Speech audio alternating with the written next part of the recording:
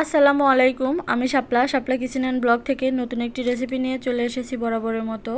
আশা করছি আজকের রেসিপিটি ভালো লাগবে আপনাদের। ভালো লাগলে প্লিজ ভিডিওতে একটা লাইক দিয়ে ভিডিওটি দেখা কন্টিনিউ করবেন।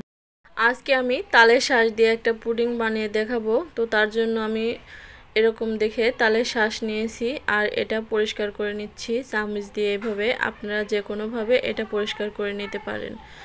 তবে পুডিং বানানোর সময় তালের শাঁসটা যাতে বেশি শক্ত বা একেবারেই নরম না হয় সেদিকে খেয়াল রাখবেন।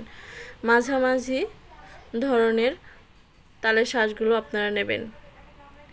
এই পুডিংটা বানালে অন্য কোনো পুডিং আর খেতে ইচ্ছে করবে না।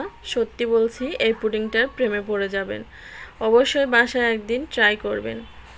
তো সবকটা তালের শাঁস আমি এভাবে পরিষ্কার করে নিয়েছি। এখন এটাকে আমি একটু ছোট ছোট করে কেটে নেব।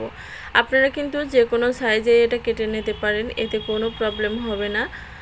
এই যে আমি এইভাবে কয়েকটা কেটে নিলাম। আর আমার তালের শাঁসগুলো একটু নরম ছিল। আপনারা চেষ্টা করবেন একেবারেও যাতে নরম না হয় আর একেবারেও যাতে শক্ত না হয় সেদিকে খেয়াল রাখতে। আমার কয়েকটা ছিল একটু শক্ত আর কয়েকটা ছিল একেবারেই নরম, কাটায় যাচ্ছিল না। তো আমি 2 সাইজ করে কেটে নিচ্ছি। আপনারা চাইলে 1 সাইজ করেই কেটে নিতে পারেন। তো এভাবে আমি সবকটা কেটে নিয়েছি। এখন চলে যাব পরের প্রসেসে। এই যে দেখুন গোল গোল করে কেটে নিয়েছি কয়েকটা। এগুলো দেখতে ভালোই লাগছে, আর যদি শক্ত হতো আমি সবগুলো এরকম করেই কেটে নিতাম। তো আমি 2 কাপ পানি নিয়েছি ফ্রাই প্যানে, আর তার মধ্যে 3 টেবিল চামচ চিনি দিলাম আর দিয়ে দিলাম 1 চা চামচ আগার আগার পাউডার আর সামান্য লবণ। আপনারা আপনাদের টেস্ট অনুযায়ী চিনিটা দিয়ে দেবেন। আর মনে রাখবেন যে 2 কাপ পানির জন্য অবশ্যই 1 চা চামচ আগার আগার পাউডার দেবেন। এর চেয়ে বেশিও না বা এর চেয়ে কমও না। বেশি দিলে অনেকটাই শক্ত হয়ে যাবে, খেতে ভালো লাগবে না। আর কম দিলে এটা একেবারেই পাতলা হয়ে জমবে, যেটা দেখতে ভালো লাগবে না।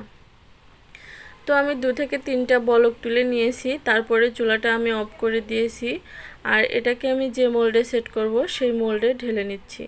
তারপরে এই যে তালের শাঁসগুলো যেগুলো আগে থেকে কেটে রেখেছিলাম সেগুলো দিয়ে দিলাম। আপনারা আপনাদের পছন্দ মতো যতটুকু ইচ্ছে দিয়ে দিতে পারেন। তো এটা ঠান্ডা হয়ে যাওয়া পর্যন্ত অপেক্ষা করতে হবে। এই যে আমার এটা ঠান্ডা হয়ে গেছে, আমি এখন এটাকে ডিমোল্ড করে নিচ্ছি। আর দেখতেই পাচ্ছেন এটা কত সুন্দর হয়েছে। আশা করছি আমার আজকের রেসিপিটা আপনাদের খুবই ভালো লাগবে। আর এই রেসিপিটা যে এত টেস্টি, আমার মনে হয় অন্য সব রেসিপির তুলনায় এই রেসিপিটা একটু এই পুডিংটা একটু বেশিই ভালো লাগে। আপনারা অবশ্যই বাসায় একদিন ট্রাই করে দেখবেন আর কমেন্ট করে আমাকে জানিয়ে দেবেন। দেখুন কতটা পারফেক্ট হয়েছে। এটা খেতে কিন্তু অসম্ভব মজা। আমার বানানোর পরেই কিন্তু এটা শেষ হয়ে গেছিলো। পরে ভাবলাম একটু গার্নিশিং করে দিচ্ছি। ঘরে বাদাম ছিল, তো বাদাম কুচি দিয়ে এভাবে একটু দেখার সৌন্দর্যের জন্য দিয়ে দিলাম। কিন্তু খাওয়ার পরে বুঝেছি বাদামটা দিয়ে এটা টেস্টটা আরও দ্বিগুণ বেড়ে গেছে। আপনারা বাসায় এভাবেই ট্রাই করে দেখতে পারেন। তো আজকের রেসিপিটা কেমন লাগলো অবশ্যই কমেন্ট করে জানিয়ে দেবেন। আর আমার চ্যানেল নতুন ভিজিট করলে অবশ্যই চ্যানেলটাকে সাবস্ক্রাইব করে পাশে থাকা বেল বাটনটা অন করে দেবেন।